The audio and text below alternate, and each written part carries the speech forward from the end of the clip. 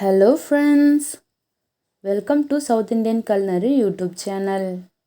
இன்னைக்கு நம்ம ரொம்ப சூப்பரான டீ கடை ஸ்நாக்ஸ் தான் செய்ய போறோம். கஜடா வாங்க இதை நம்ம வீட்லயே ரொம்ப சூப்பரா எப்படி செய்யறதுன்னு பார்க்கலாம். ஃபர்ஸ்ட் இது செய்யிறதுக்குனா 1 கப் அளவு sugar எடுத்துர்க்கேன். சோ அதை ஒரு மிக்ஸி ஜாருக்கு மாத்திக்கலாம். இது கூடவே 2 ஏலக்காய் இதையும் சேர்த்து இத நல்லா பவுடரா அரைச்சு எடுத்துடலாம். பாருங்க இது மாதிரி நல்லா பவுடரா எடுத்துக்கங்க. இப்போ மாவு பிசையிறதுக்கு ஒரு பவுல்ல ஒரு முட்டை உடைச்சு ஊத்திக்கலாம். நான் ஒரே ஒரு எக் தான் எடுத்துர்க்கேன். உங்களுக்கு தேவைப்பட்டதுனா 2 எக் கூட எடுத்துக்கலாம். ஒரு எக் சேர்த்து இத நல்லா அடிச்சு எடுத்துக்கணும்.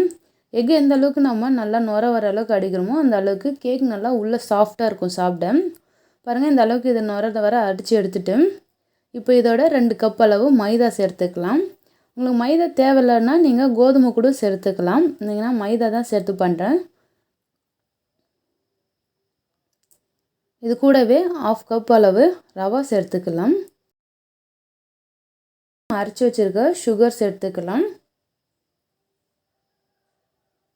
1/4 டீஸ்பூன் பேக்கிங் பவுடர்,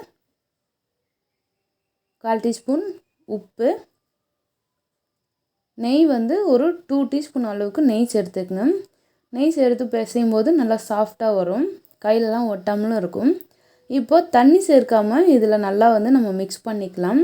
mix பண்ணிட்டு இப்போ இதுல கொஞ்சம் கொஞ்சமா தண்ணி தெளிச்சு நம்ம பிசைஞ்சிடலாம். தண்ணி நம்ம நிறைய ஊத்த கூடாது. ஏன்னா சுகர்லாம் போடுறதுனால கொஞ்சம் நல்லா மெல்ட் ஆகும்.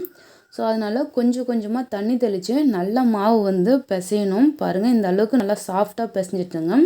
சப்பாத்தி மாவை விட கொஞ்சம் லைட்டா இத பிசைஞ்சு எடுத்துக்கணும். இப்போ இத ஒரு மூடி போட்டு நம்ம இத ஒரு 20 நிமிஷம் அப்படியே ஊற வச்சிடலாம். சோ அப்பதான் அந்த ரவாலாம் நல்லா ஊறி நல்லா புஃப்னு வரும். பாருங்க நல்லா சாஃப்ட்டா மாவு நல்லா ஊறி வந்திருக்கு.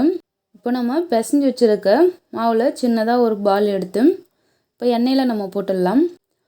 எண்ணெய் பார்த்தீங்கன்னா மிதமான சூடுல தான் இருக்கணும். ரொம்ப ஹை ஃப்ளேம்லலாம் இருக்க கூடாது.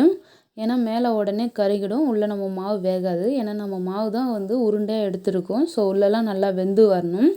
அதுக்காக லைட்டா நம்ம மீடியம் ஃப்ளேம் வச்சிட்டு ஈவனா எல்லா சைடும் வேகுற அளவுக்கு இத நல்லா நம்ம கிண்டி விட்டுக்கிட்டே இருக்கணும். அது மாதிரி நீங்க பால் எடுக்கும்போது நம்ம சின்ன சைஸ் எடுக்கணும். இது நம்ம எண்ணெயில போட்டு பொரிக்கும்போது நல்லா பெருசா உப்பி வரும். சோ அதனால நீங்க சின்ன சைஸ் எடுத்து போட்டாலே நல்லா பெருசா வந்துரும். பாருங்க நான் சின்ன சின்னதா தான் போட்டேன். எவ்வளவு பெருசு நல்லா உப்பி நல்லா வெடிச்சு வந்திருக்கு. இது மேலே நல்லா கிறிஸ்பியா இருக்கும். உள்ள நல்லா பன் மாதிரி சாஃப்ட்டா இருக்கும். ரொம்பவே சூப்பரா இருக்கும் இந்த ரெசிபி. உங்க வீட்ல கண்டிப்பா ட்ரை பண்ணி பாருங்க.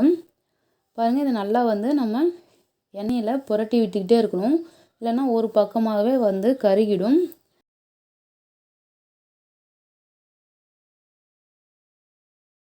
பாருங்க இந்த அளவுக்கு நல்லா செவந்து வந்த உடனே இதை எடுத்துடலாம். பாருங்க பாக்கும்போதே நல்லா சூப்பரா ரெடி ஆயிடுச்சு.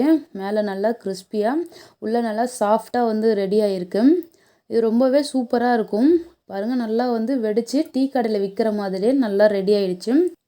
இந்த ரெசிபியை இதே மாதிரி உங்க வீட்ல செஞ்சு பார்த்துட்டு எப்படி இருந்துன்னு கமெண்ட் பண்ணுங்க. இந்த வீடியோ பிடிச்சிருந்தனா லைக் பண்ணுங்க, ஷேர் பண்ணுங்க. மறக்காம சவுத் இந்தியன் கல்னரி யூடியூப் சேனலை சப்ஸ்கிரைப் பண்ணிடுங்க.